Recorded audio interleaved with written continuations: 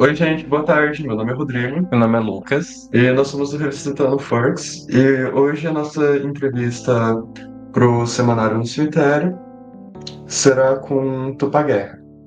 Ela tem experiência com ênfase em história antiga e medieval e atua principalmente com temas como o mal, estudos religiosos, demonologia e Antigo Testamento. Ela tem mestrado e doutorado na área de história também. Então, é isso. Oi, gente, boa tarde, tudo bom? Boa tarde, tudo bem e você? Tudo certo, tô até com. Eu tava viajando e voltei ontem, então o gato tá pegado, não tá? Anjo, participação especial. Com a participação especial, Isso. a gente queria começar agradecendo por aceitar o convite, por estar aqui com a gente. Queria agradecer de novo também o Semanário por ter convidado a gente para fazer as entrevistas. E seja bem-vinda. Muito obrigada, eu que agradeço também o convite. Eu sei que foi um pouco conturbado, mas deu tudo certo, estamos aqui, vai ser ótimo. Vai ser ótimo. E espero que o público também goste da entrevista de hoje, seja produtivo. Concordo. A gente queria começar perguntando, a gente começou perguntando ontem também. Qual o seu filme de terror favorito? Você tem algum filme de terror favorito? É uma pergunta meio difícil. Sabe que é uma pergunta meio difícil, mas é uma pergunta relativamente engraçada, porque eu não vejo filme de terror. Ah, Eu tenho medo, gente. Eu não vejo filme de terror, eu tenho medo de filme de terror. Para a surpresa de todos os seres humanos, porque afinal eu cara, trabalho surpresa com. de todos. Eu sei. Depois que eu comecei a estudar demonologia e essas coisas, eu comecei a curtir mais filmes de terror. Um pouco. Mas assim, só os que tem demônio. Aí esses eu acho legal até, assim. Mas na média eu não gosto de passar medo. E daí eu não gosto de ver filme de terror. Nunca foi uma coisa que eu gostei. Desses filmes de terror os que você assiste um pouco, tem algum que te chama atenção? Ou algum que te dá muito medo e você não quis nem tentar, assim, tipo, esse não, realmente... Deixa eu pensar aqui. O que me chama a atenção, eu gosto, como eu falei, eu gosto dos filmes de demônios em geral, né? Eu acabei gostando dos filmes de demônio porque eles são engraçados e barra engraçados. É porque daí eu assisto e fico assim, tipo, não sei se tudo bem, não era assim mesmo, tá tudo certo, então eu não tenho medo. Os outros eu tenho medo. Eu não gosto de filme de fantasma, por exemplo. Eu acho filme de fantasma muito assustador. Mas, fora isso, deixa eu pensar. Um que eu assisti, que eu achei que não me assustou, e eu sei que um monte de gente assusta, foi Hereditário. E eu achei Hereditário super tranquilo de assistir. Ainda mais que eu tava assistindo e, tava achando legal e tal. Aí começaram a falar das referências. Eu falei, as referências estão tudo erradas. Agora eu não tenho medo mais. Isso acontece com uma certa frequência. Tipo, é uma pena, mas faz parte de estudar, né? A gente acaba conhecendo, assim. Então, Hereditário foi um filme que eu achei muito legal. Eu me diverti assistindo, mas eu não achei assustador, assim, como eu tava assistindo com outros amigos e todo mundo achou muito assustador. E eu falei, não, gente, mas se fosse convocar um deus daquele jeito, não ia ser daquele jeito. Aí todo mundo me olhou, assim, eu falei, Ia dar errado, tá tudo bem. Nem é assim que funciona na mitologia e tal. Eu não gosto de coisa gore também. Então eu não vou assistir, eu não assisto quase nada que seja mais gore, porque não, obrigada. Mas eu me divirto muito vendo essas referências, assim. Eu gosto muito. Eu acho muito legal ver filme que você vai conseguindo pegar da onde eles estão tirando aquilo ali, né? E quando tem alguma referência que eu vejo que é historicamente pensada, me deixa feliz. Eu não faço questão que os filmes sejam historicamente corretos, porque é filme, é outro mídia, né? Não precisa ser histórico, assim. Outra coisa que eu achei. Oi? Mas se é daquela Dá um pegada gostinho. mais. Eu vi Nosferatu, eu amei Nosferatu o último. E eu gosto do filme de vampiro, eu adoro filme de vampiro. Tá vendo? A pessoa fala que não Do assiste Robert terror, Eggers, mas... né? Oi? Do Robert Eggers, que saiu Isso. agora. Isso. Excelente. Talvez eu tenha gostado mais dele, especialmente por causa do figurino. Eu achei o figurino muito legal. Sim. Mas então, assim, filme de vampiro, ok. Eu acho que eu não gosto de slasher, eu não gosto de filme que me dá susto à toa, eu não gosto muito de filme de fantasma. Uhum. Em geral, se o filme é de terror, eu não sou a pessoa que vai querer assistir, assim. Filme de vampiro eu acabo não considerando tanto terror. Eu fui ver Pecadores, inclusive eu achei um dos melhores filmes que eu vi nos últimos tempos, assim. Achei ele incrível, fantástico, maravilhoso.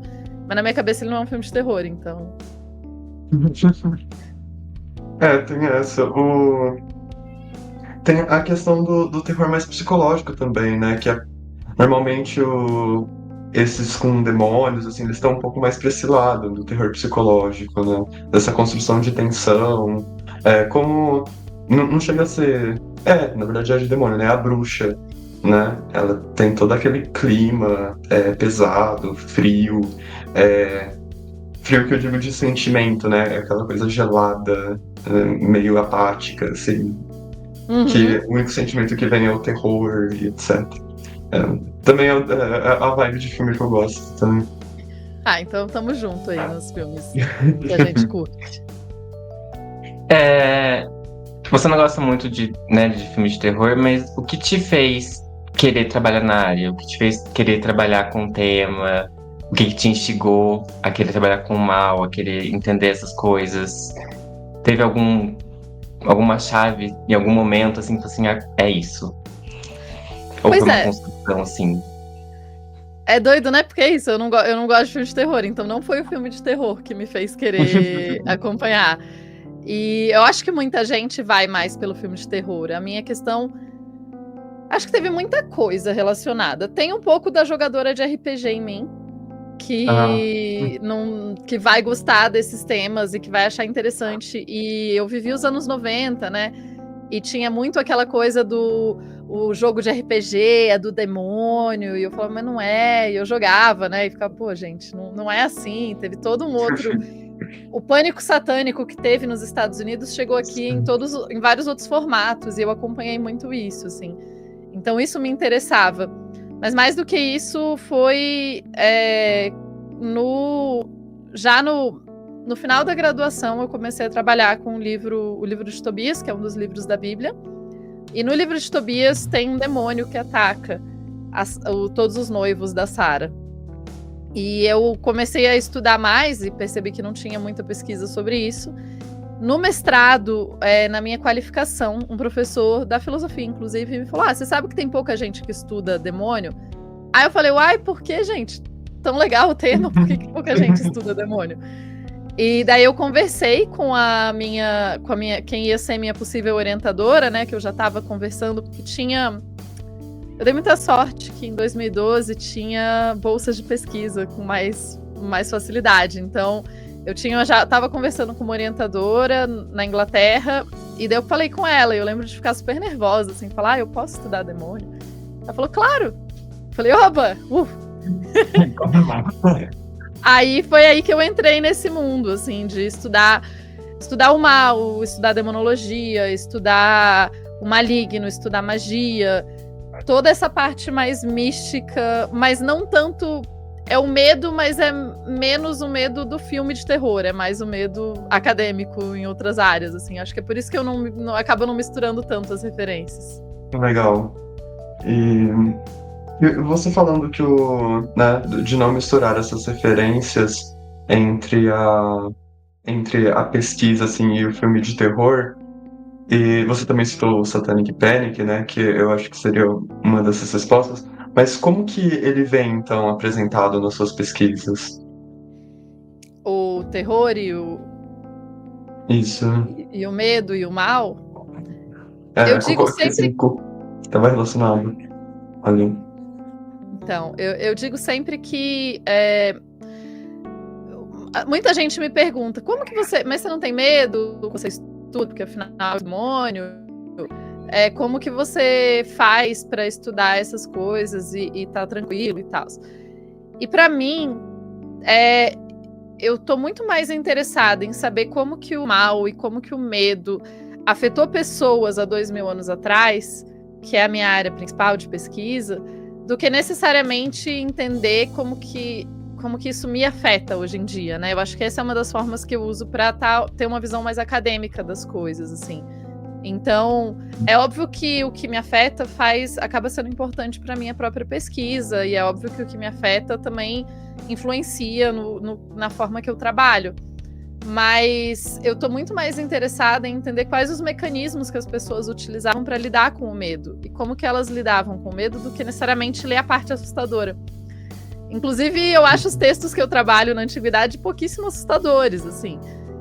Quando você pensa no contexto e tal, tudo bem, mas eles não são textos que trazem um terror pra gente hoje, porque também a gente mudou muito a forma que a gente, como sociedade, pensa o medo, né, e o mal, e o que é assustador. Então, quando eu leio um texto de 2000 anos atrás, que tá falando sobre como tem um demônio que pode te atacar ao meio-dia, eu não acho assustador, eu acho interessante, curioso, e vou ler mais, e etc. Mas acaba não chegando tanto na parte assustadora, assim. Eu me questiono muito e eu me pergunto muito sobre o medo. Eu tô sempre muito interessada em entender o medo, assim, né? Eu quero...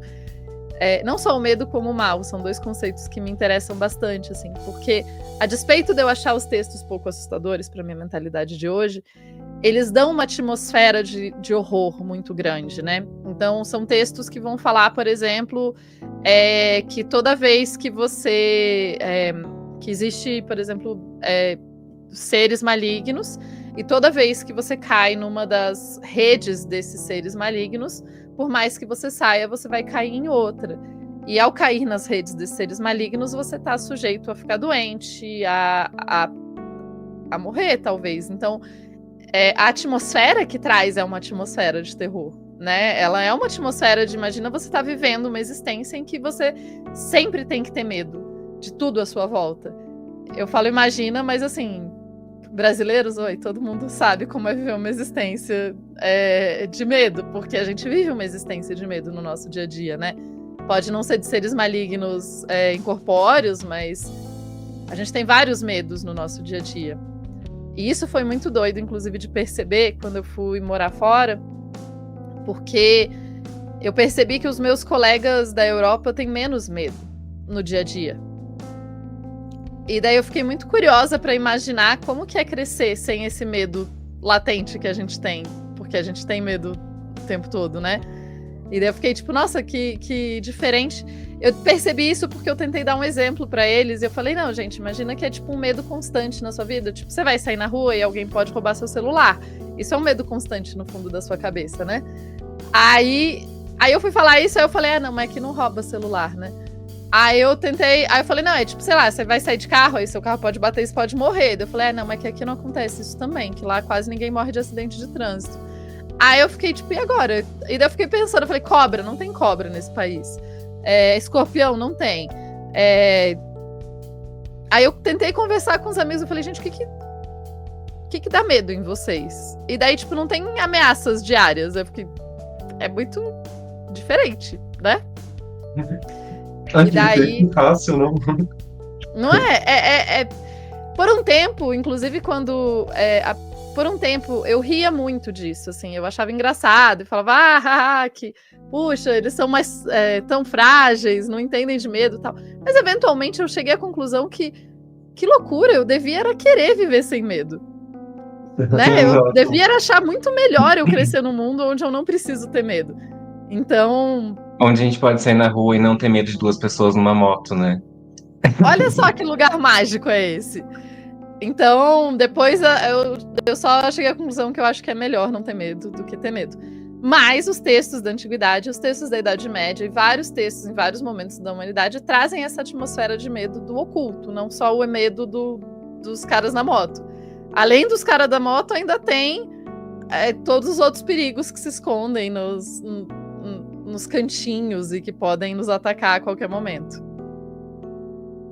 O medo, ele tá bem interligado com o desconhecido, né? Tanto Muito. que tem aquilo que, quando você dá um nome ao demônio, você ganha poder sobre ele, né?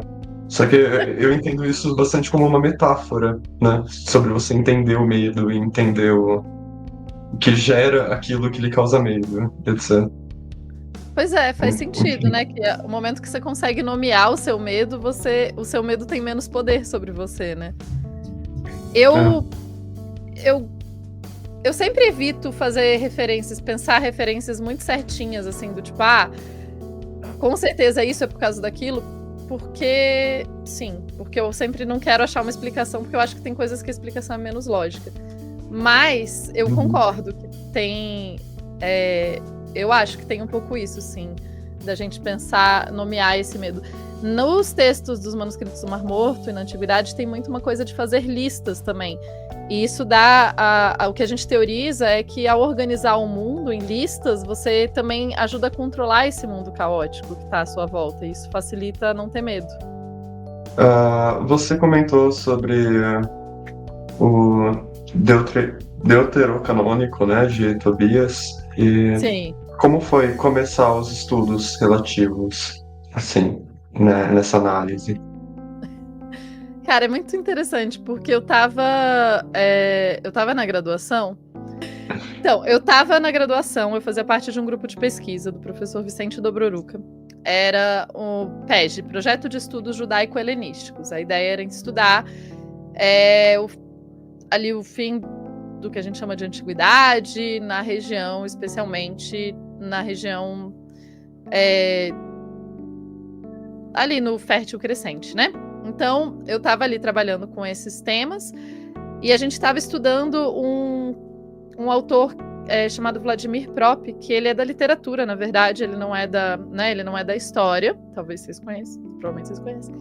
E ele é um estruturalista. E a gente estava estudando justamente a estrutura do conto maravilhoso. E estava pensando isso, o quanto que entender a estrutura do conto maravilhoso a partir da perspectiva do próprio podia ajudar a gente a entender também textos da antiguidade. E pensando que textos da antiguidade também têm um quê de maravilhoso e tudo mais. E daí, num dos encontros, a gente fazia encontros semanais para debater os capítulos e conversar. Num dos encontros, a gente eram as estruturas, tipo, o herói faz não sei o quê, o herói faz sei lá o quê, vendo essas estruturinhas do conto. E tinha uma estrutura lá dizendo que, às vezes, quando o herói encontra a mulher, ele sofre um risco de vida. Eu achei curioso, e um colega levantou a mão e falou, tem isso na Bíblia. Eu falei, tem isso na Bíblia? Fiquei chocada, né? Como assim? E daí, assim que ele falou, não, no livro de Tobias acontece isso e tal. Eu falei, pô, que curioso.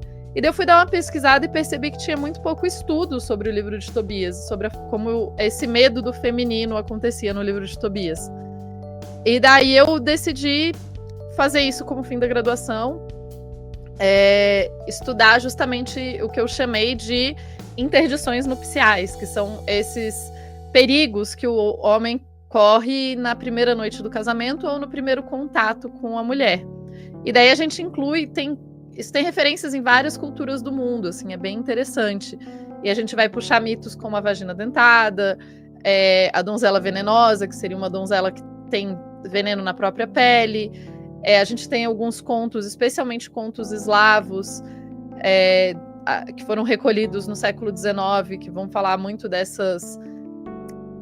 Gente, é um pouco gore, mas enfim, nos contos eu acho tranquilo. Mas é que assim, pois é. Então tem um conto, por exemplo, que fala que a mulher representava um grande perigo, então o noivo esquarteja ela, e daí joga água benta, aí depois coloca de volta, e daí fica tudo bem. Quando ela renasce, tá tudo certo. Que bom, gente. Saudável, muito saudável. Tranquilo, né? Todo dia a gente esquarteja, tá com uma água dentro. Funciona muito bem. Pois e daí eu fiquei fascinada por esse complexo, essas ideias, né? Do tipo, que perigo é esse? Tem alguns autores que vão, inclusive, dizer que isso está relacionado com aquele direito da primeira noite, que na verdade a gente não tem certeza se efetivamente aconteceu ou não, mas a própria lenda do direito à primeira noite ela pressupõe que aquela mulher, ela precisa, talvez, ela tem algum poder a mais e esse poder precisa ser renegociado ou precisa ser quebrado por um homem de uma patente maior, entendeu? Então, é um pouco essa lógica de um medo de algum poder feminino, assim. Aí eu estudei, então foi daí que eu fui estudar o livro de Tobias e Bíblia e etc. E no livro de Tobias tem um demônio, que é o Asmodeus, que tenta matar o Tobias, e daí, por causa disso, eu acabei estudando demônios também. E daí foi o que rolou lá que eu contei no mestrado, né? Então, quando eu tava no mestrado, me falaram, pô, por que você não estuda demônio? Aí surgiu uma bolsa de pesquisa para eu estudar os manuscritos do Mar Morto. Quer dizer, bolsa não. Surgiu a possibilidade de uma professora que queria trabalhar comigo e era especialista em manuscritos. Aí eu fui fazer o processo seletivo para ver se eu conseguia a bolsa, né? Porque essas coisas a gente fala, surgiu uma bolsa, parece que a bolsa tava lá. Não, você participa do processo seletivo. E daí eu falei com ela se eu podia estudar demônios. A princípio eu ia fazer o doutorado no livro de Tobias, mas ela falou, eu não manjo tanto do livro de Tobias, tal, tem outro tema? Aí eu falei, demônio. Ela falou, pode ser. Eu falei, yes. Pronto, é isso. Foi basicamente essa. É isso mesmo. Muito bom, muito bom. E como que as pessoas, assim, da sua família, próximas, encaram isso? Você estuda o quê? Demônio. Ou você normalmente dá aquela, não, eu estudo história, tarará. Como você chega, assim, nesse ponto? Ou você gosta de chocar primeiro e depois você explica? Não, eu não sou uma pessoa que necessariamente gosta de chocar. Na verdade, eu sempre prezei muito pelo diálogo, assim. Então, não necessariamente eu choco as pessoas de primeira, assim. Por um bom tempo, quando eu falava com a minha família, não a minha família direta, não minha mãe, assim, mas por um bom tempo eu falava, dependia do público que eu tava conversando, eu falava que eu estudava a Bíblia. Pá, o que você estuda? Eu estudo a Bíblia. O que não deixava de ser uma mentira, né? Não era uma mentira, mas também não era era... Tamo ali, né? Tamo ali. Isso, a Tupá estuda a Bíblia. E daí, dependendo se eu tava com os amigos do RPG, eu falava, não, eu estudo demônio. E daí eu ia manejando pra quem que eu falava o quê e como que eu falava. Enquanto isso, eu fui trabalhando de explicar melhor as coisas que eu estudava e como que funcionava. E daí, eventualmente, eu só falei, não, eu estudo demônios, eu estudo se pessoas há 2000 anos atrás tinham medo de demônios ou não, acreditavam na existência deles ou não, e como que isso alterava o dia a dia delas. Então eu já passo para essa explicação, que é uma explicação muito mais fácil das pessoas entenderem mesmo, né? Pra minha mãe eu sempre falei que era demônio, ela nunca teve problemas com isso. Minha mãe não é exatamente não é uma pessoa religiosa, meu pai era ateu, então assim, ninguém achou nada demais. Tava seguro, tava tranquilo. Não, em casa, né, quando eu falei pra minha madrasta, falei pro meu pai, todo mundo só achou divertido. Mas teve muita gente que... Eu lembro... Teve gente que virou pra mim também, assim... Mas por que você vai estudar? Isso não tem uma coisa mais tranquila pra você estudar? Uma coisa... Eu falei, não, mas... eu acho tranquilo esse. Pra mim é tranquilo. Eu tô achando ótimo. Tem muita gente também que comenta do tipo... Essa coisa mesmo, mas você não tem medo? Eu falo, não tenho medo do que eu estudo. Só um instante que o gato tá se mexendo. Não tenho medo do que eu estudo. É outro tipo de demônio esse aqui. Eu não tenho medo do que eu estudo, eu não tenho... O meu dia a dia de pesquisa acadêmica é muito parecido com o dia a dia de pesquisa acadêmica de qualquer outra pessoa, basicamente, né? Eu sento, eu leio, eu penso em conceitos, etc. Não é nada tão... Toma café, chora. Isso, o doutorado é tipo doutorado, assim, né? A despeito de ter um tema específico. Então, na minha família era tranquilo, assim, foi tranquilo. Eventualmente, minhas tias também, todo mundo bem tranquilo. E para as pessoas em geral, eu costumo... Eu dou uma medida no público, assim, né? Eu nunca saio jogando que eu falo estudo demônio de primeiro. Eu tento ver mais ou menos da onde eu tô falando. Se eu tô numa universidade, eu falo que eu estudo demônio, porque eu sei que é super tranquilo.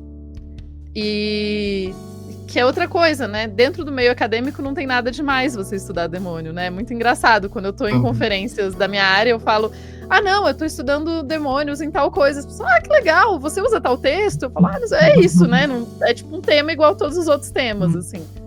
Então eu vou pesando eu vou pesando como que eu falo e como que eu me apresento, dependendo do ambiente, assim. Claro que eu não vou chegar numa igreja e falar, esse demônio, né?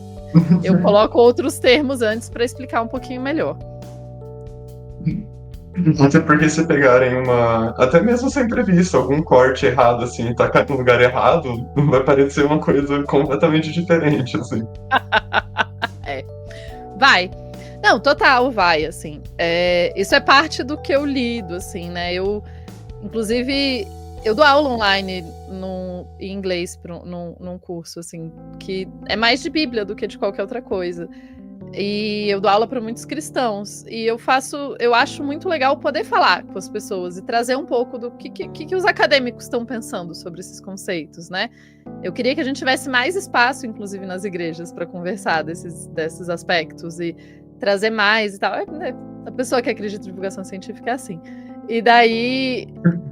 Mas é porque eu acho que enquanto no mundo acadêmico é super tranquilo, fora do mundo acadêmico assusta. E eu queria que as pessoas não se assustassem com as coisas que a gente pode estudar, né? Com essa vastidão de coisas que podem ser estudadas. Sim.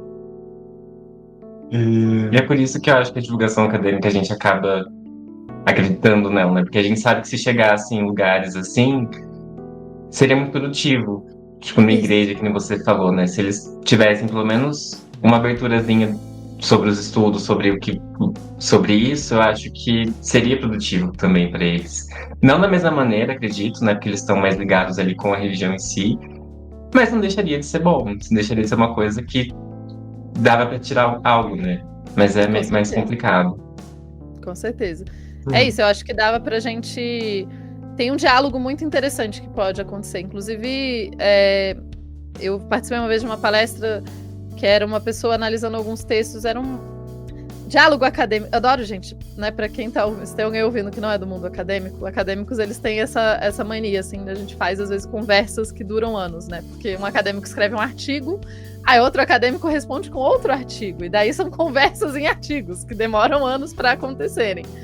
E essa era uma conversa do Ratzinger, que depois virou o Bento, né, o Papa, com outro acadêmico. Eles estavam falando sobre ciência e religião e debatendo sobre como essas duas coisas podiam se reaproximar e como podia haver um diálogo maior e etc. Assim. Então eu acho que total dava para ter um diálogo maior.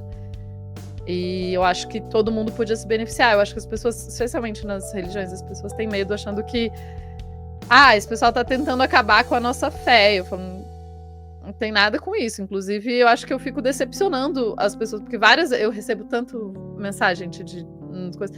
Pá, essa Bíblia aqui de 2000 anos... Não, eu adoro, melhor. Essa Bíblia de 1000 anos atrás que prova que Jesus não existiu. Eu falo, mas que? Primeiro, não faz sentido. Uma Bíblia de 1000 anos depois não prova nada. E depois, mesmo que fosse da época, não tem como... Que?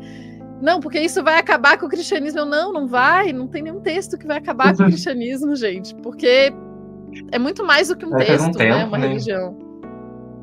E assim, é um fenômeno complexo. E assim, em poucas palavras, que é impossível, mas assim, explica o mal pra gente. Não, tô brincando. Mas os demônios, eles são relativos ao mal, né? Ou sim. Você vê que eles falam sobre... ou que os demônios são mais uma coisa diferente, né? Que se confunde, por exemplo, com daimons, ou se tem outra... Se tem outras ligações, se os demônios são apenas essa coisa ruim ou não, no caso. Então, se eu diria... confusão com alguma outra coisa.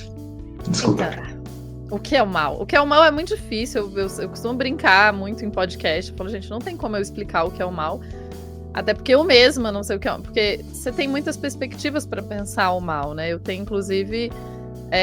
o pessoal da filosofia na UNB tem mais de um grupo que estuda mal. Tem um pessoal que estuda o mal e estuda ali especialmente o pessoal na área de metafísica, que repensa e pensa como que o mal é conceitualizado por diversos grupos humanos e como que isso, né?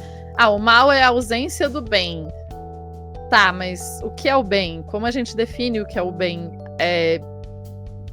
A partir da lógica filosófica, né? Pensando aqui, indo bem mais para a filosofia do que para a história, assim.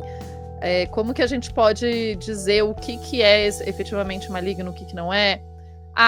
Ficar doente é mal. Então o mal é uma força que não tem, que pode acometer pessoas independente do que elas acreditam. Então o mal, ele não é necessariamente uma ausência do bem, já que ele pode atacar pessoas más e boas de forma similar. Enfim, tem várias coisas que a gente pode ir colocando aí para pensar o mal. Eu diria que pensando em termos de demônios, inclusive eu nem uso, nos textos do período que eu estudo, de 2000 anos atrás, eu não uso o termo demônio. Por quê? Porque demônio é um termo contemporâneo mais, né? Ou, enfim, ele é um termo que se desenvolve depois. O período que eu estou estudando, a palavra demônio ainda não é utilizada. Então eu coloco o termo seres malignos, que assim eu englobo vários tipos de seres malignos. E dentre esses muitos seres malignos, existem também criaturas não corpóreas. E daí, por que eu faço isso? Porque tem um pouco a ver justamente de diferenciar do daimon. Muita gente, eu já vi isso acontecendo nas internet, mas mesmo antes das internet ficassem mais famosas, eu já vi gente, por exemplo, falando: esse texto aqui do século I fala de daimons, logo as pessoas já acreditavam em demônios. Eu falo, não, uma coisa é outra coisa.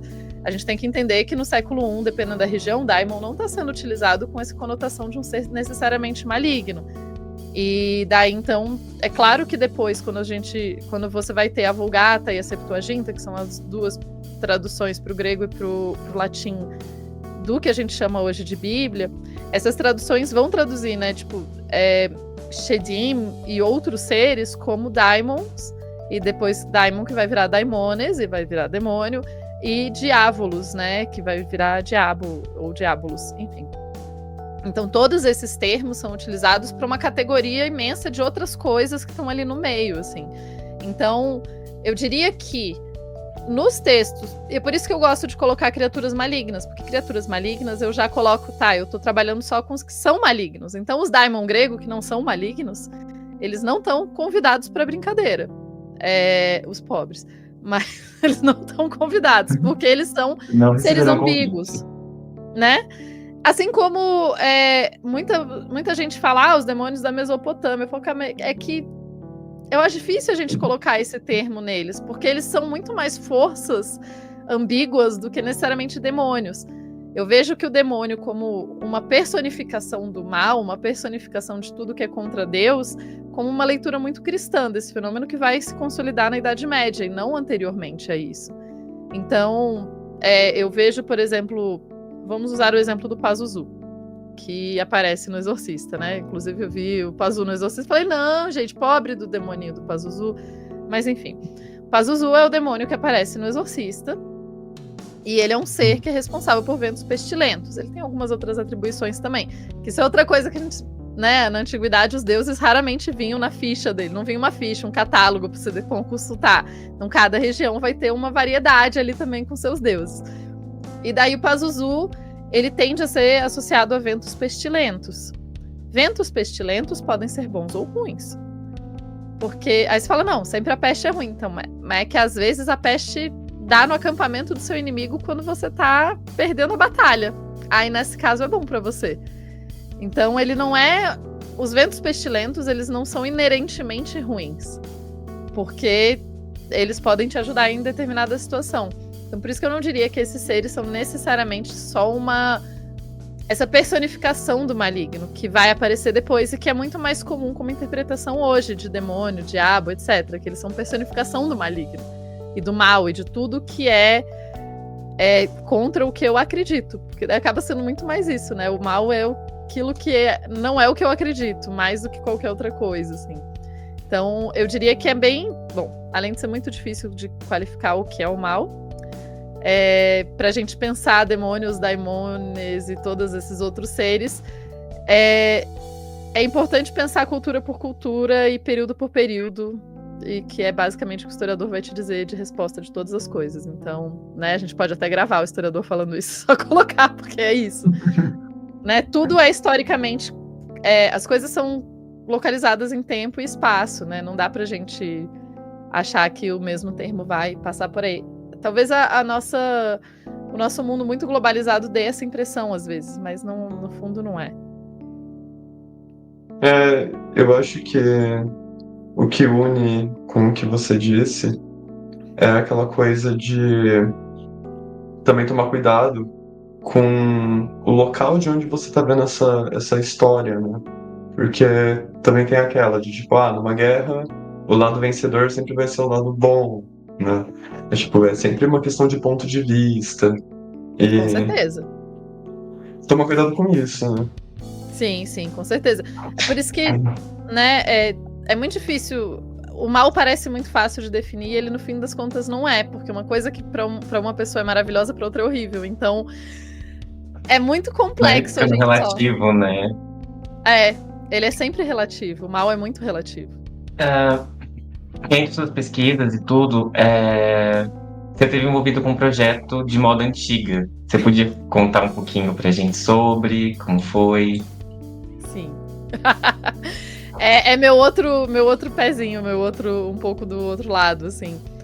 Olha, desde a graduação eu me interesso por moda. Eu sempre achei moda fascinante, mas quando eu fiz graduação não era muito bem visto você trabalhar com moda.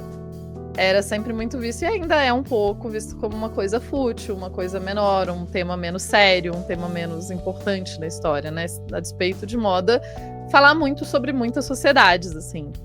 Então eu fui sempre meio que guardando essa parte para a vida não acadêmica, assim. Então eu gosto de costurar, gosto de vestir roupas de outras épocas e entender essas roupas e começar a entender a praticidade ou não de algumas coisas. E com isso eu comecei a conhecer pessoas que são esquisitas que nem eu, nesses termos. E a gente comecei a conversar. Então eu fiz parte de um projeto que a gente teve aqui no Brasil chamado Traje Brasilis, que a ideia era a gente tentar pensar a roupa que era usada no Brasil no final de 1780, 1790 ali. E como a gente fez isso? A gente não tem acervo de museu com peças dessa época. A gente não tem. Por N motivos, assim, um dos principais motivos, eu diria que 2 principais motivos. Um, tecido era muito caro, era comum que as pessoas deixassem de herança para outras pessoas, e essas roupas elas eram refeitas, né? E o outro motivo é que também muitas vezes esses tecidos eram doados para as igrejas e transformados em roupas de santos, então muita coisa também, museus com roupa de santo tem muita coisa. E daí o que a gente tem para pesquisar? A gente tem descrições e a gente tem gravuras. Então a gente tentou, o objetivo do projeto foi tentar reconstruir gravuras em 3D, ou seja, fazer roupas que representassem ou que fossem o máximo possível próximo daquelas gravuras, para a gente tentar entender um pouquinho mais essa vestimenta. E aí eu puxo um pouco para o que eu chamo de, né, para arqueologia experimental e para outras técnicas que têm tido mais força no mundo nos últimos anos, que é justamente a ideia de você testar técnicas antigas. E daí, então, por exemplo, costurar à mão. Você está testando uma técnica antiga. Não quer dizer que você está fazendo igual. Inclusive, tem muito essa ideia, mas isso é historicamente correto? Eu falo, bom, historicamente correto você precisa voltar no tempo, né? O único jeito de uma roupa ser historicamente correta no século XIX é caso ela tenha sido produzida no século XIX. Se ela não foi produzida no século XIX, ela não é historicamente correta para o século XIX. Por quê? Porque o tipo de tecido é diferente hoje. Porque o tipo de fibra é diferente hoje. Pra vocês terem ideia, existem varietais, né, variedades de algodão que cresciam na Índia que não existem mais. E daí não dá pra gente refazer um tecido que usava aquela planta se a planta não existe mais. Então, esse tipo de coisa a gente esquece muito. Então você pode pensar na modelagem, você pode estudar exemplares de museu, ver as técnicas de costura e tentar reproduzir ao máximo isso, mas sempre vai ter um quê de especulação. Assim como qualquer pesquisa acadêmica sempre tem um quê de especulação, né? A despeito de várias áreas acharem que não, né? Eu tô olhando para vocês, exatas. Muita gente acha que não tem especulação, e tem especulação em boa parte do trabalho que é feito no mundo acadêmico. Então, a ideia de reproduzir vestimentas e pensar essas vestimentas é muito para testar hipóteses mesmo. Então, assim, será que era funcional uma roupa que fosse desse jeito? Porque às vezes só olhando para a roupa ou lendo a descrição parece que não faz sentido. E daí você vai usar e faz sentido. Ou você vai testar e faz sentido, né? Então, e daí que vem o outro ponto, que vem muita gente achar que você tá usando roupinhas de outros períodos, ou que você faz porque você queria viver em outra época. Não quero viver em outra época. Então, eu quero, né? Eu me interesso muitas vezes pelo trabalho que tá por trás dessa roupa. Inclusive, eu vejo como uma forma muito interessante da gente pensar a história de mulheres, que raramente vão ser vistas quando você pensa o trabalho que dá para fazer uma roupa. A gente acha roupa um negócio tão...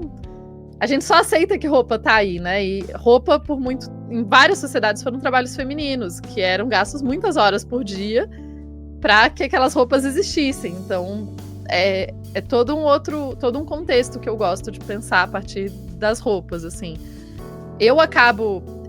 Inclusive, eu falei que eu voltei de viagem porque eu estava em Florianópolis, numa feira medieval. Aí, o quão medieval é uma feira medieval? Não é medieval, por motivos de acontece agora, né? Mas, assim, tem entusiastas. E daí lá eu tive a oportunidade de conversar, por exemplo, com uma pessoa que tá plantando algodão em casa para testar toda a técnica para fazer a fiação e tal. Não existe gente que faz. Existe gente que planta algodão e faz algodão em técnicas tradicionais. Mas aí o que a gente vai experimentar é ver num texto da região tal, da época tal, e ver como que eles estão descrevendo que era a fiação e testar. E daí nessa festa mesmo eu tava com o cabelo coberto, era muito raro as mulheres andarem de cabelo solto. Na verdade, a maior parte das pessoas cobria o cabelo em uma parte considerável da história. E tinha uma fogueira, eu cheguei em casa e meu cabelo tava cheiroso. Por quê? Porque ele tava com véu. Porque o véu, ele não é só uma questão da igreja, de porque tem que... Várias culturas anteriores à criação do cristianismo já usavam véu no cabelo. Tem uma questão prática, tem uma questão de ostentação, o tecido que você usa, a forma que você cria aquele tecido. Tudo isso... Higiene também, né? Sim. No caso da fogueira, também a sujeira, a poeira. Com certeza. Não, se você tá... O meu cabelo, ele tem cachinhos, né? Assim, agora tá. E nessa câmera não dá pra ver, mas tem cachinhos.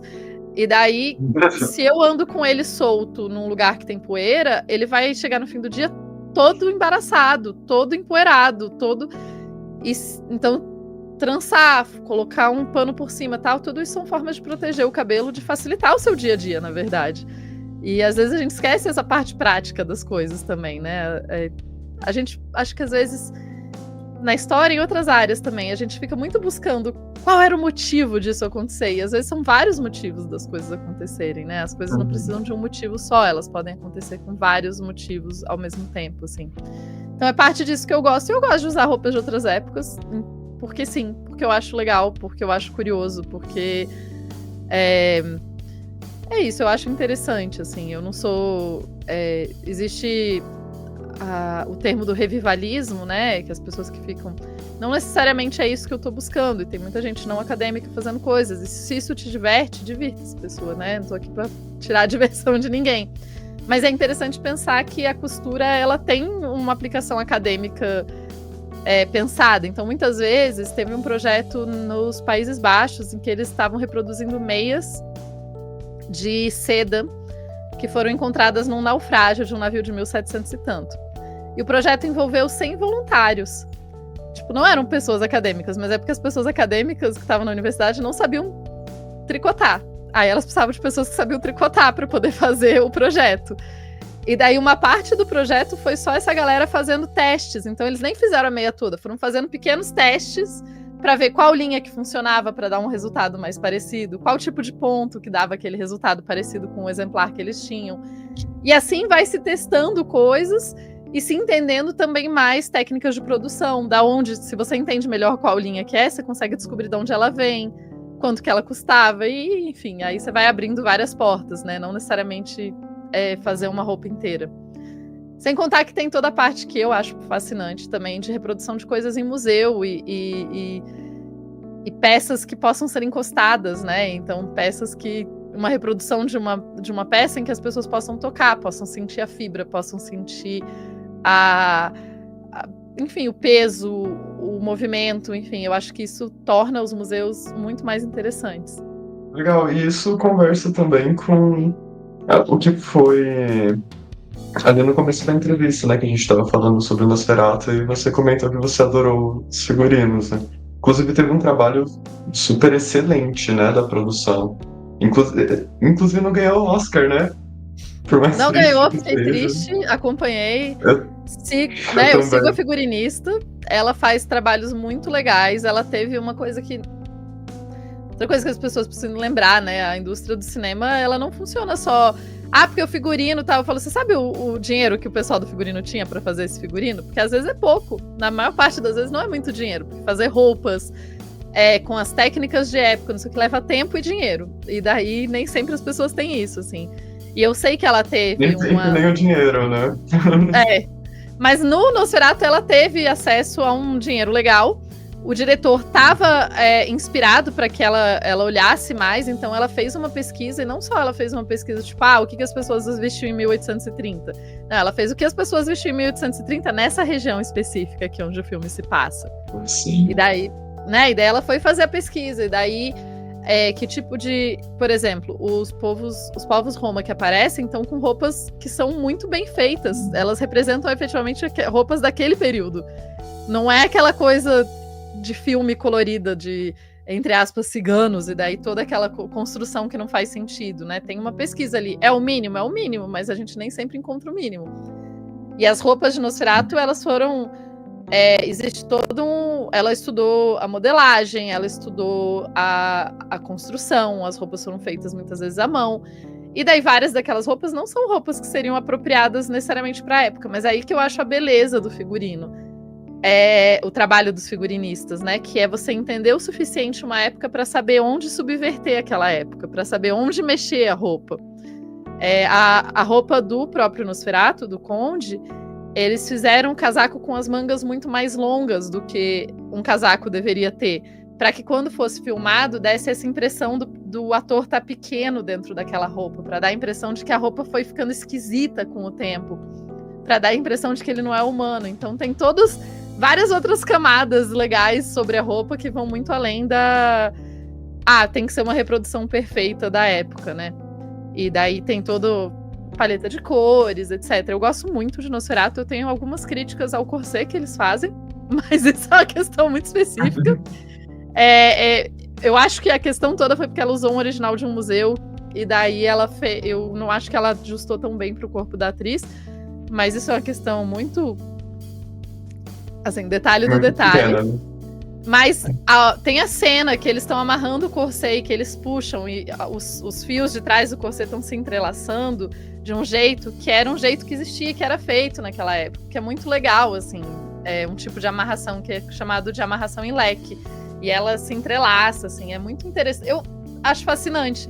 E ajuda a contar a história, né? A vestimenta ajuda a contar a história, como ajuda pra gente no nosso dia a dia. O que a gente entende também, as pessoas que a gente vê, o jeito, tudo isso influencia a forma como a gente vê elas, né? Eu brinco muito, eu dou o exemplo de, sei lá, se você tá no Brasil e é um filme brasileiro e tem uma pessoa com um iPhone na mão, a gente imediatamente associa que aquela pessoa tem dinheiro, porque a gente sabe quanto custa uma coisa daquelas, etc, etc. Então são signos que são culturalmente muito informados. A mesma cena em outro país não necessariamente vai trazer essa informação para os telespectadores. E daí a gente tem que pensar isso em outras épocas do mundo também, né? Uma roupa... o que aquela roupa representava para aquela comunidade naquele lugar, e como que isso funcionava. E tudo isso me interessa muito. Tem as cores, né, das roupas, né? Em alguns lugares, tais cores eram bem vistas ou não eram. Cores que eram mais da realeza. Tem toda essa dinâmica, né?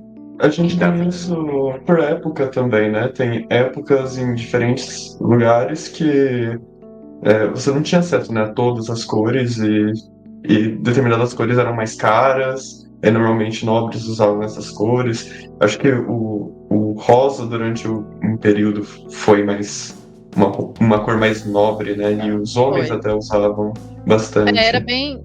Não, e a ideia de cor e gênero, cor tá associada a gênero, é uma ideia dos últimos, não tem nem 100 anos que a gente começou a efetivamente associar cor e gênero. Por muito tempo, era mais comum quando a gente olha os manuais de cores, porque tinham manuais de cores, né? Tipo, era muito mais relacionado ao seu tom de cabelo e cor de pele. Então, tipo, azul claro é para moças loiras. E assim, eles tinham as cores associadas com o cabelo. Em geral, as cores eram muito... o que definia quem podia vestir a cor de nobre era quão difícil é fazer essa cor. E a gente tem hoje em dia, mesmo hoje as nossas roupas desbotam e a gente tem muito mais tecnologia de cores do que se tinha antigamente. Então, cores muito fortes e escuras tendiam a ser cores caras também. O que significa que, a despeito dos filmes tentarem nos convencer que a Idade Média era toda em tom de bege e marrom escuro, é muito mais provável que a Idade Média fosse toda pastel. Porque as pessoas tinham acesso a cores, mas era comum que essas cores não fossem tão fortes. E a gente sabe que tinha muito acesso a verdes, a rosas, Então, as pessoas se vestiam muito mais com tons pastéis na Idade Média do que... Na Idade Média Europeia, né, claro. Do que tons escuros e preto. Preto é uma cor que era muito difícil de conseguir. E muito difícil de manter. Então, o preto costumava ser uma cor nobre. A gente tem todo um rolê ali nos 1500, 1580 e tal, que a Espanha vai desenvolver uma técnica de preto que era conhecido como preto espanhol, e daí, tipo, os reis espanhóis e portugueses, a galera vai... Se a gente pensar em termos de gotiquitos, a gente tá muito mais pra realeza espanhola e portuguesa, que eles se vestiam muito de preto. Um pouco por causa da técnica que eles conseguiram desenvolver e tal, e outros lugares vão se vestir de outras cores. Então tem todas essas variações, assim. Coisas brilhantes, né? A gente sabe... O rosa é uma cor que é um pouco difícil de conseguir. Assim como o vermelho. Então a gente sabe que é possível, especialmente na Escandinávia, tinha um período que roupas rosas ou com fios de metal, que daí dava brilho, era a coisa mais cara. Então é isso, você usar uma roupa brilhante rosa, você era o cara mais rico e másculo do lugar. Ou a mulher mais rica do lugar também, porque a cor não tinha gênero. Então era isso, assim.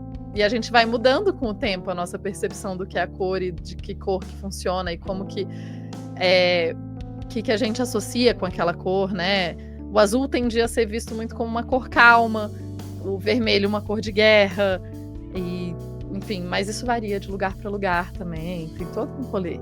É muito legal. Época, cultura, muita influência, assim, que brinca, né, com a cor.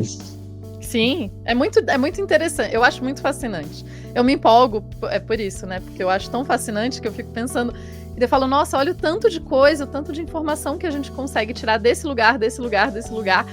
E daí a gente olha, e quanto mais gente estiver pesquisando essas coisas, mais a gente consegue formar uma janela, talvez, ou uma forma de ver aquela sociedade, né? Quanto mais a gente entende todas essas outras pequenas nuances daquele lugar. É muito fascinante para mim. A historiadora apaixonada. Eu falo muito que eu nunca me arrependi da faculdade que eu fiz, assim. Eu sou perdidamente apaixonada.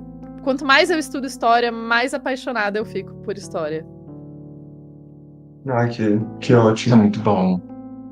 E você foi professora na UNB, ou é professora na UNB, e você está envolvida com uma diversidade de projetos, né? Podcast, videocast. Você poderia falar um pouco pra gente como que é a sua atuação na divulgação científica no país, assim? Claro. Então, desde a graduação, eu acreditava que divulgação científica era fundamental. Mas, de novo, também não era uma área que se falava muito bem, assim, né? Era tipo, mas aí vai fazer livro para o público em geral. Não era, assim, a coisa mais bem vista. Mas eu acreditava muito, porque uma das coisas que eu sempre acreditei é que o encantamento é fundamental. Eu fui fazer história porque eu gostava de ver filme de historiador, porque eu gostava de ver Indiana Jones também. Mas tinha uma outra que era Caçadora de Relíquias, que eu achava mais legal ainda. E eu sabia quando eu fui fazer, né? Eu sabia quando eu fui fazer história que não ia ser aquilo. Mas aquilo ter me encantado colaborou para eu ter vontade de estudar história. Então eu sempre achei o encantamento importante, né? Eu lembro de pensar muito, assim, na época da graduação mesmo, eu pensava, poxa, a gente acha a Idade Média Europeia tão fascinante, em grande medida porque tem muitos filmes sobre. O filme não é correto historicamente. Não, mas ele traz esse imaginário.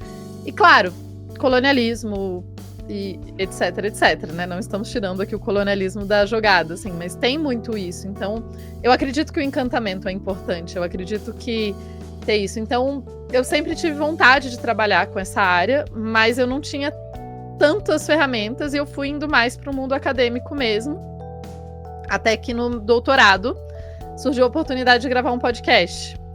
E daí eu gravei o Mundo Freak Confidencial, que foi o primeiro podcast que eu participei. De lá eu comecei a gravar outros, isso foi em 2015. Daí eu comecei a minha vida de gravar podcast. E nessa época eu brinco que eu tava na Gringolândia, né? Eu morava na Inglaterra, fazendo meu doutorado, que significava que boa parte dos podcasts eram gravados de meia-noite às 3 da manhã, assim. Ou em horários... Esse tipo de horário eram os horários que eu ligava meu microfone para gravar. E eu sempre acreditei que, a despeito de, mas não chega em tanta edital, cara, só o fato de eu, de repente, ouvir uma pessoa que já me ouviu falando que, não, história é mais complexo que isso, não, a gente tem que pensar nas nuances e tal, só isso já me deixa muito feliz, assim. Mas fora isso, então desde 2015 eu comecei a trabalhar e gravar podcast. Eu falo trabalhar, mas não dava dinheiro. Mas é trabalho também. Sabemos. Sabemos, né? E daí comecei também a... Sempre, eu brinco que eu sou arroz de festa, eu adoro falar, e daí eu gosto de participar das coisas, eu gosto de... Em grande medida porque eu acredito mesmo que falar e levar informação e falar das coisas é importante para mais gente. E daí eu fui participando... Daí, eventualmente, surgiu a oportunidade também de me juntar ao Dragões de Garagem, que é um podcast de divulgação científica, que tem pessoas de várias áreas. Então, lá daí eu comecei a conversar mais com as pessoas da divulgação científica, efetivamente. Quanto mais a gente ia conversando com as pessoas da divulgação científica, mais eu fui aprendendo. E daí, desde que eu voltei do doutorado, eu decidi que eu ia me esforçar mais nessa área da divulgação, porque é uma área que eu gosto e que eu acredito muito.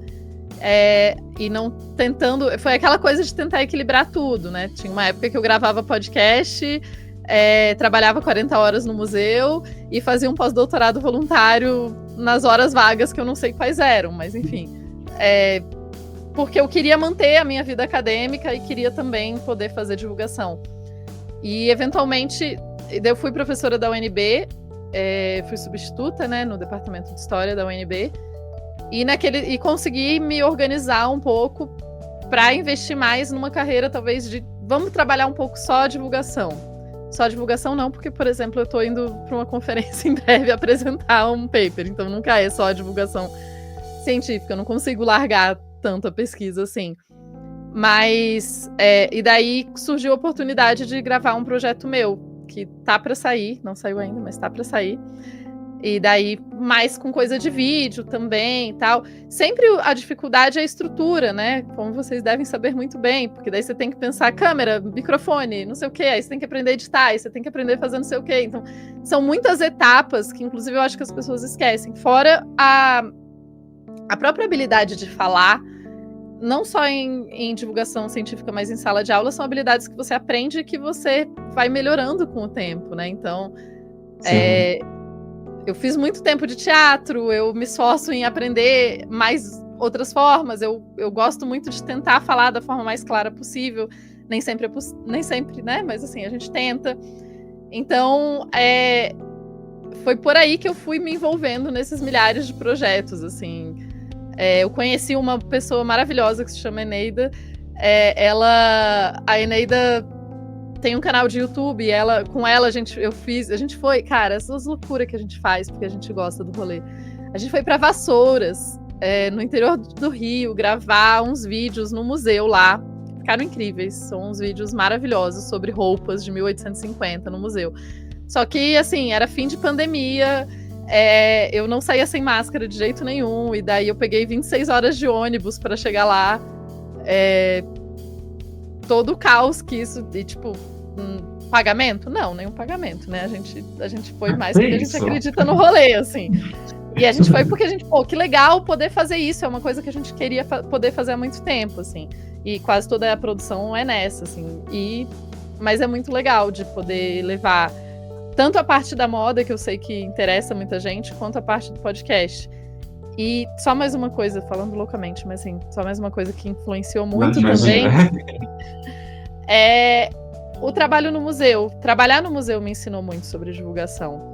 Né? Eu trabalhei quase 4 anos no Museu do Tribunal de Contas da União. E daí se pensa, né? Esse museu tão badalado, todo mundo quer saber mais sobre as contas do país. Né? Eu tô na boca aí de todos os jovens fazem questão de visitar. E daí, nossa, eu aprendi muito sobre como que a gente traduz esse conhecimento, como que a gente traduz essa informação que a gente quer passar sobre contas para uma audiência maior que vai se interessar. Como que a gente faz as pessoas se interessarem por isso? A gente montou uma exposição que até continua disponível online, porque a gente montou ela toda para ser uma exposição que as pessoas pudessem encostar e que as pessoas pudessem mexer, e a gente lançou ela em novembro de 2019. Era uma exposição sobre o SUS e a saúde no Brasil. E daí... mas aí quando a gente começou a receber visitas, começou a pandemia, e daí a nossa exposição recebeu pouquíssimas visitas presenciais, e a gente teve que repensar a exposição toda para refazer ela para o virtual. Daí ela existe ainda no virtual, chama Percursos da Saúde no Brasil. E ela tá aí, é muito legal e tal, mas é isso, são todas essas adaptações que o trabalho no museu acabou me ensinando muito. E foi ótimo, assim, eu só posso estar feliz de ter trabalhado no museu, porque aprendi com as colegas que trabalham com arte e educação, e daí repensar a educação em espaços que não são escolas, e pensar como que isso vai chegar para diferentes públicos, enfim. E daí minha cabeça de divulgação foi daqui para expandir loucamente as áreas de possibilidades. E uma coisa que eu acho que muitas vezes quando a gente fala de divulgação, especialmente pensando na internet, a gente pensa muito no sucesso dos números, né?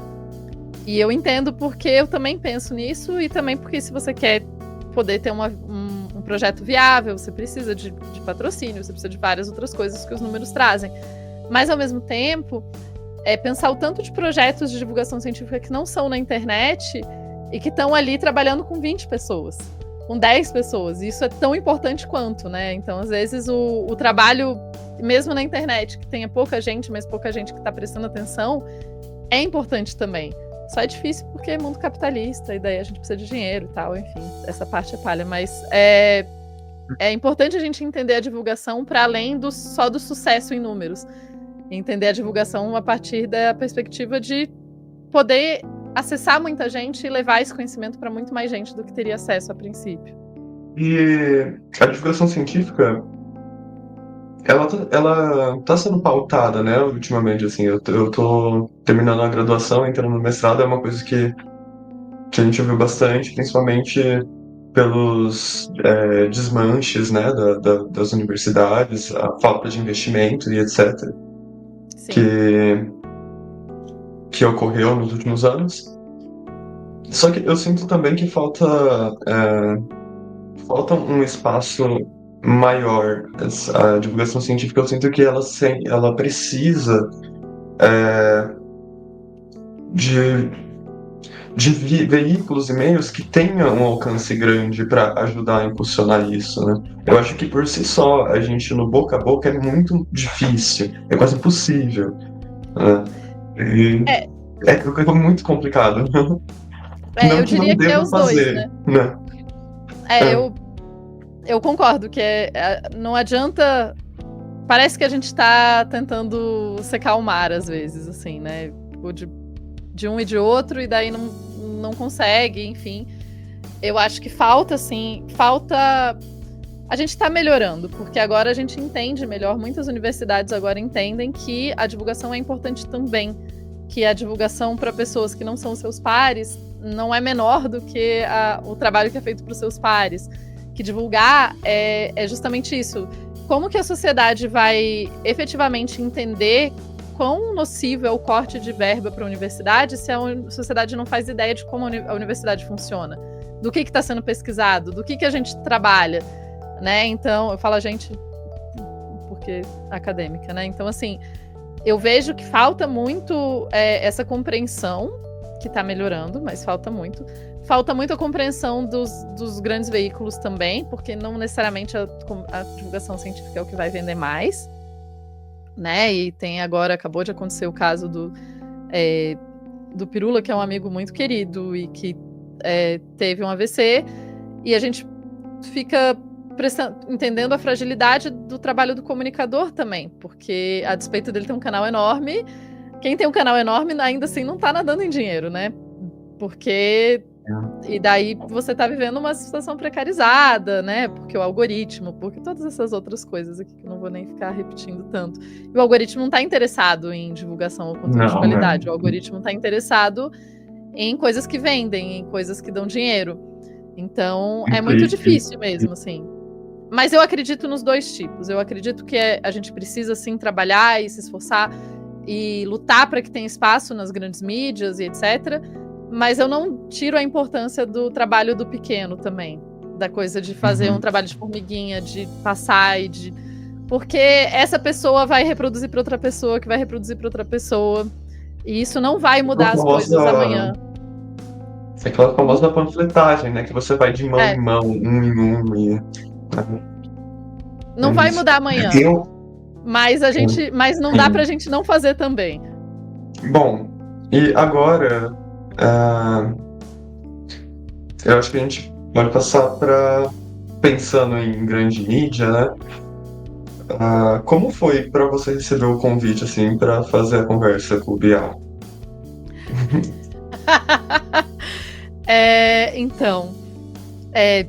Cara, essa história é muito doida. Eu acho muito doida essa história, né? Porque eu tava... Assim, vou contar a história toda rapidinho pra vocês. Eu estava passeando de folga, o que é raro no doutorado, mas eu estava com uma... Durante o doutorado, eu era do time de arco e flecha da universidade. Olha o rolê aleatório da vida, né? E uma vez por ano o time fazia uma viagem de tipo, uma semana para passear mesmo, só para descansar. E eu tava viajando com esses meus coleguinhas de time, e a gente tava em Dubrovnik, na Croácia. E daí eu não tava mexendo no celular, porque eu tava, enfim, descansando. E daí quando eu parei, assim, eu olho mensagem, tem mensagem do Andrei, do Mundo Freak Confidencial, lá, falando, pá, eu olhei aqui e o cara é de verdade. Eu falei, o quê, velho? Aí ele falou, tem um cara, eu passei seu contato, tem um cara que trabalha no programa do Bial, eu também não acreditei a princípio, mas ele tá querendo te entrevistar. Eu falei, hã? Aí eu abri meu e-mail, e no meu e-mail tinha uma mensagem assim, olá, eu sou produtor do programa do Bial e tal. A gente estava querendo fazer um programa com você e o Tony Ramos e o Pedro Bial sobre demônio. Eu fiquei, peraí, eu, o Tony Ramos, o Pedro Bial, o demônio? O quê? Nada tá fazendo sentido. E eu não tava morando no Brasil. E daí, então eu não tava acompanhando o que tava passando na TV. Mas na época tava passando um seriado no qual o Tony Ramos interpretava o demônio. Então, por isso, aí que foi o gancho do programa, né? E foi tudo muito doido, assim, porque foi... eu tentei convencer eles a me trazerem para o Brasil, mas não deu. Mas eu tentei, me esforcei bastante para ver se eles não me levavam para gravar ao vivo, porque teria sido mais interessante gravar ao vivo. De qualquer forma, né, conversei, vi que era real, o convite ia acontecer mesmo e tal. Entendi o porquê. E daí veio a segunda parte, que eles viraram... como a minha entrevista ia ser por Skype, então eles me passaram as perguntas antes. E daí eles vieram me perguntar, tipo, Aleister Crowley e satanismo moderno e tal. Eu falei, então, gente, é que eu sou especialista em demônio da antiguidade, né? Eu não sou especialista em século XX. E é muito longe, muito, muito longe do que eu estudo.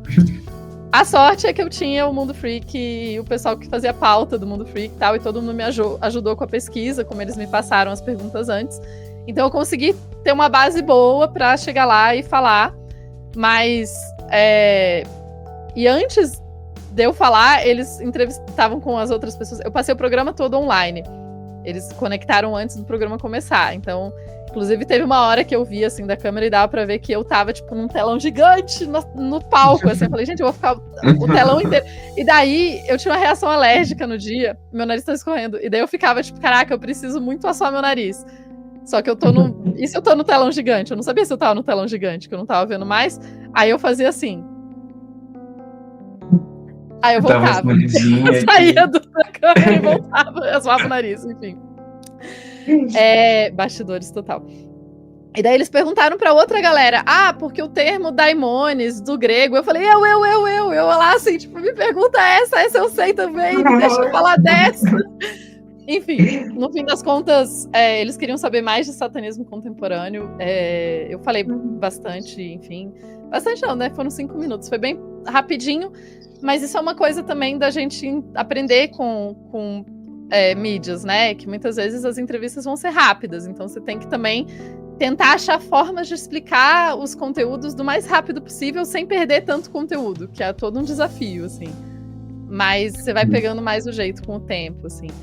E foi isso, foi um rolê, foi interessante, eu não recebi muito hate, eu achei até que ia ter mais gente brava, alguma coisa assim, porque eu falei bem do satanismo contemporâneo. Assim, bem no sentido de que eu falei, olha, as regras do satanismo contemporâneo são essas e tal. E daí o Bial ficou, mas então você tá dizendo que eles são bonzinhos? Eu falei, eles são. É literalmente isso que eu tô dizendo, porque eles são, eles não acreditam. Eu tava explicando que eles não acreditam em Deus, que tal, e que é muito mais voltado pro ser humano. É uma religião que surge assim. Tentei explicar um pouco, mas. Você até comenta que a data mais importante deveria ser o aniversário de cada pessoa, né? Isso. Porque é uma coisa pro eu, né? Isso, eu achei bem interessante que como você colocou, assim. Eu tentei muito desmistificar um pouco isso, né? E a gente tem várias correntes de satanismo moderno, quase todas elas são voltadas... É mais como religiões de protesto à hegemonia do cristianismo do que qualquer outra coisa, né? Então... Sim, exato. Muito menos do que diabo, né? Tem o próprio templo satânico nos Estados Unidos, que eles estão muito mais uma religião de protesto e com ações práticas do que qualquer outra coisa. E, enfim, é bem interessante. Mas foi assim que eu fui parar no Pedro Bial. Todo um caos. Uns amigos meus de Londres me ajudaram, e daí meu amigo que é fotógrafo, então ele me ajudou a montar as luzes para ficar melhor a imagem. Eu viajei, eu não morava em Londres, mas viajei pra casa dele, ele me ajudou, foi todo um rolê, mas deu certo, no fim das contas. Eu odeio a foto do Thumb. Ela te persegue. Eu odeio a foto do Thumb que eles escolheram, porque eu tô com uma cara assim, e eu acho muito... Eu acho horrível, mas enfim, fazer o quê, né? E você poderia comentar com a gente um pouquinho sobre futuros projetos? Tem alguma coisa...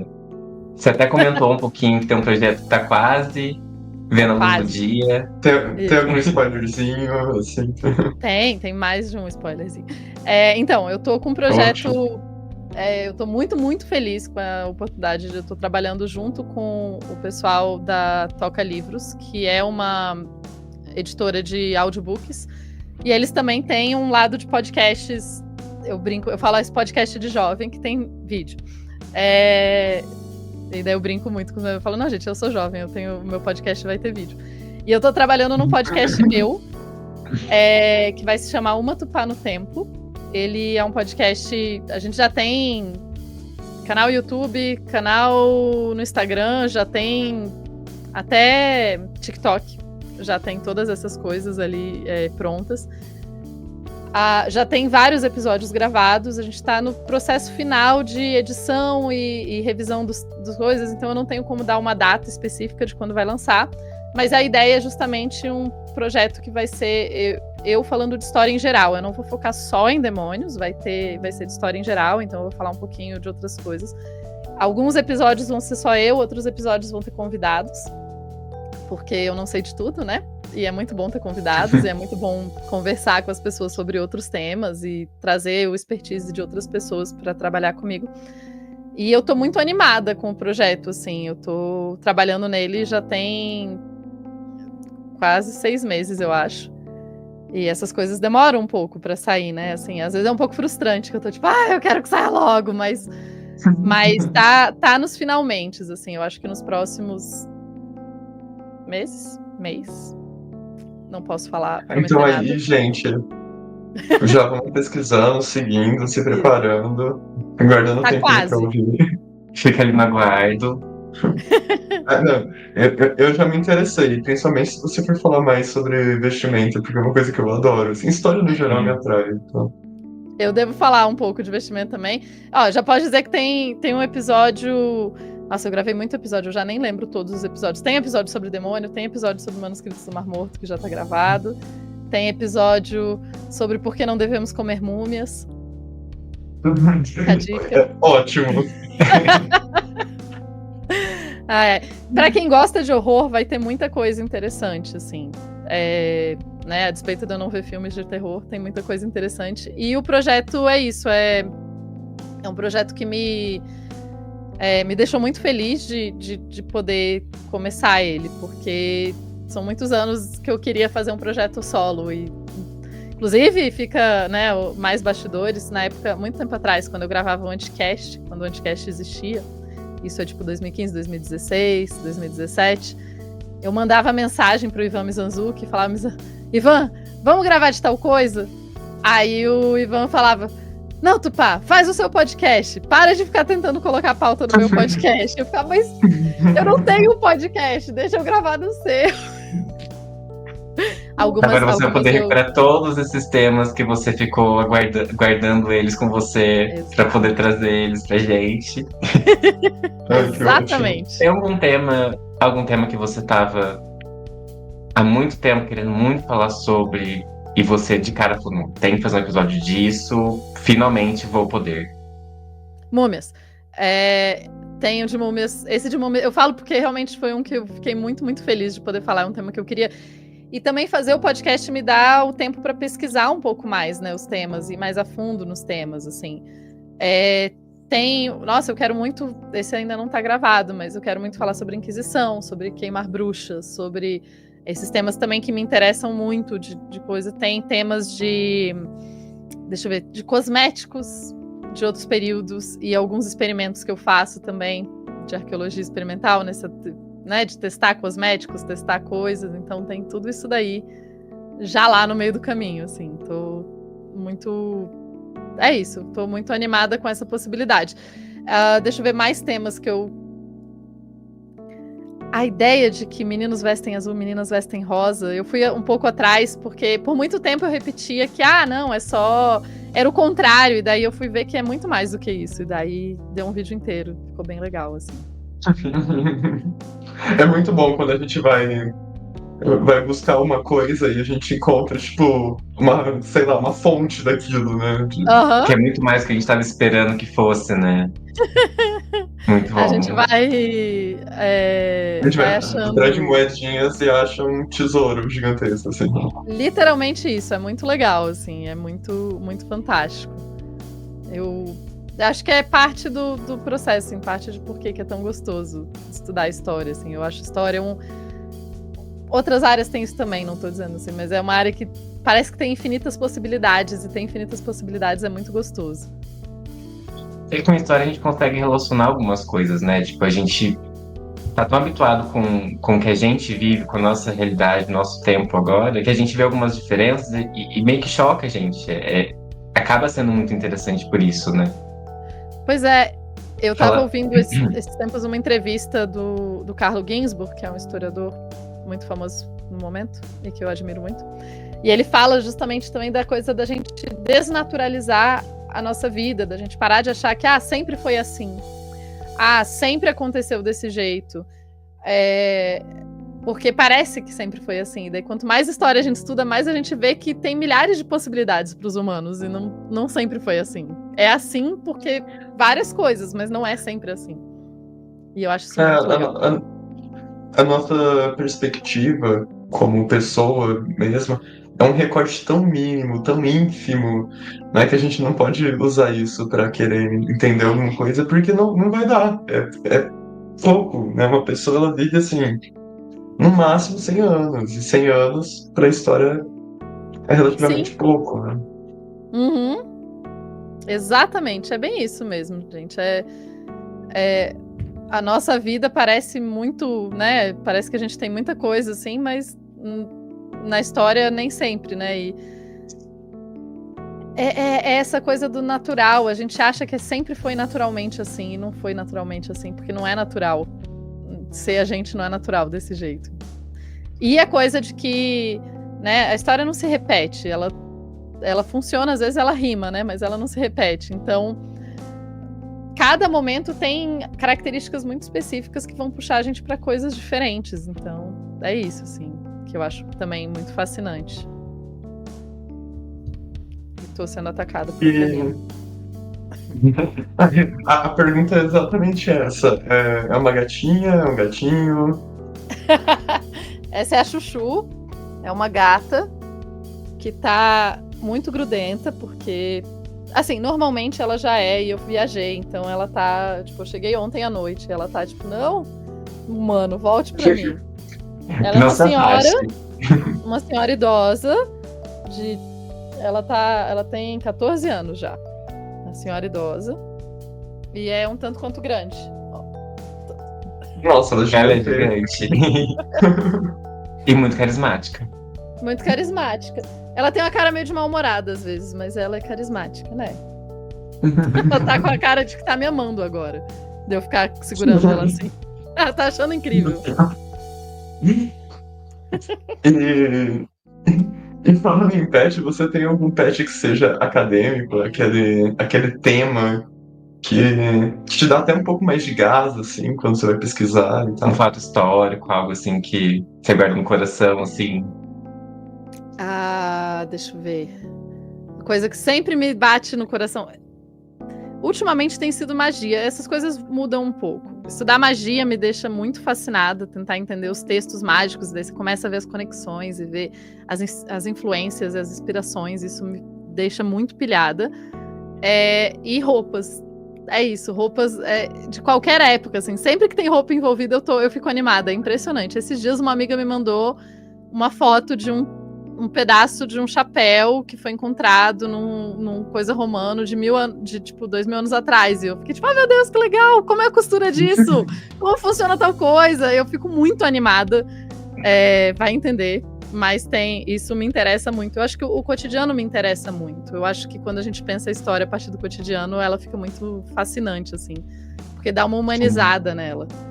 Então, é isso. Aproxima, né?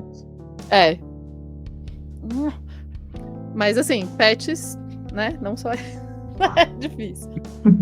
Você tem mais pets? Eu tenho mais pets. Eu tenho mais uma gata, que é filhote dessa, que se chama Lola. E não gosta de ficar... Se fosse de noite, seria a Lola, que elas revezam qual gato do dia e qual gato da noite. Tá. Elas tem 2 cães. Tem 2 cãezinhos bonitinhos também. Tem o Juca e a Choré. 2 vira-latas que moram aqui. E tem galinhas também. Galinhas! Sim. Eu moro em zona rural, então eu tenho galinhas também. Tem 10 galinhas agora. Elas têm nomes. Eu vou dizer o nome da galinha. Tem vários nomes de galinhas bons, mas uma das minhas galinhas se chama Itamar Franga. E isso é muito incrível. Que ótimo. Né? Ela tem um topete, por isso ela se chama Itamar Franga. Eu achei incrível. E eu acho que hoje a gente vai indo já, então, para as finalizações. E assim, eu queria muito, muito, muito agradecer a sua presença e a oportunidade de estar aqui conversando com você. Foi ótima a conversa, muito proveitosa, muito bom. Queria agradecer também por esse tempo com a gente. E por tudo que você falou, é muito, muito legal a gente poder falar, né, desse tema, tipo, histórico e tudo mais, e comentar um pouquinho disso dentro da divulgação científica, que é um tema também que a gente viu que você gosta muito e é muito atual também pra gente. Então, muito obrigado mais uma vez. Gente, eu que agradeço a oportunidade de conversar, foi muito legal. Poder falar desses temas que me movem muito, né? Porque é isso, no fim das contas, são temas que fazem a gente seguir pesquisando, que fazem a gente se interessar e tal. E vocês tinham comentado de moda, vou falar aqui que no chat agora acabou de chegar a Modista do Desterro, que é uma divulgadora científica de história e E moda, então podem seguir o canal dela, que é maravilhoso. E ela fala de moda e sociedade, então dá pra ficar a Nossa, dica ótimo. também pra Nossa, vocês incrível. conhecerem ela. Olá! E agora, assim, deixa aí seus contatos, passa de novo o nome do seu novo projeto que vai sair aí, e Onde a gente pode seguir?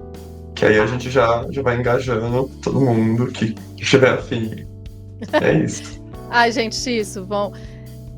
Todas as coisas do novo projeto chama Uma Tupá no Tempo. O logo, eu vou ser parcial e dizer que ele é lindo e fofinho e tem um demoninho. Amo. Eu acho ele fofo. Então, todas as redes sociais dele é @matupá no tempo. E tá tudo nos comentários ali. E eu mesmo, vocês me acham sempre em @tupaguerra. Relativamente todas as redes sociais, eu acho quase que disponíveis. Eu tô por aí. Eu não posto em todas com tanta frequência, mas eu me esforço e dá pra me encontrar nelas, assim. Então, qualquer coisa, pode me mandar mensagem. Às vezes eu demoro, mas eu respondo. Ou eu me esforço muito pra responder o máximo possível. Tudo Aí, ó, bem. só pra vocês morrerem de fofura, deixa eu ver aí. Ai, meu Deus. Não é? Como é linda! Não, e apoiando Ai, a que saudade pata dos na meus mesa, gatinhos. sentada. Só no aguardo. Ela não derruba suas coisas, que eu tinha um gato que ele gostava de derrubar, tipo, qualquer coisa em cima, perto do computador, batia no monitor. Ele era um horror, assim. Gato é outro tipo de demônio, como eu falei. Sim. Ai, gente, muito bom. Então, é isso. Hoje ainda nós teremos no final do evento, do Semanário no Cemitério, né? A gente vai ter a apresentação dos filmes Frankenstein e Van Helsing. Van Helsing que ele vem Meu ali colega de profissão. do Drácula. Amigo íntimo. Amigo Pesquisador do oculto. É o filme de 2004, ele foi dirigido pelo Stephen Sommers. É um filme de ação e de aventura também, e de horror. E a gente também tem o Frankenstein, de 94, do Mary Shelley, que é uma adaptação. Oi? É baseado no livro. É baseado no livro dela. E, enfim, são dois clássicos aí que vale muito a pena ver. Se alguém já viu, rever sempre é muito bom. Ah, tá. Vai ser o de 1931. Tá. Errei, então, gente, Eu errei um perdão. pouquinho. Mas ainda é baseado na Não, já mesma obra. Sim. Ok. O pessoal colocou E aqui no amanhã- comentário que é o de 1931. É, A gente fez uma erradinha.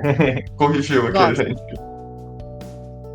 E amanhã a gente, no mesmo horário, a gente vai ter entrevista com a Gabriela Laroca. Então, é isso. Demais. Eu não canso de agradecer. Muito obrigado de novo, Tupá, por estar aqui com a gente. Foi ótimo. Obrigada mesmo. Tá? E obrigado ao Semanário. E é isso. Hoje a gente termina por aqui. Então, até amanhã, pessoal. Beijão. Tchau, tchau. Beijo, gente. Tchau.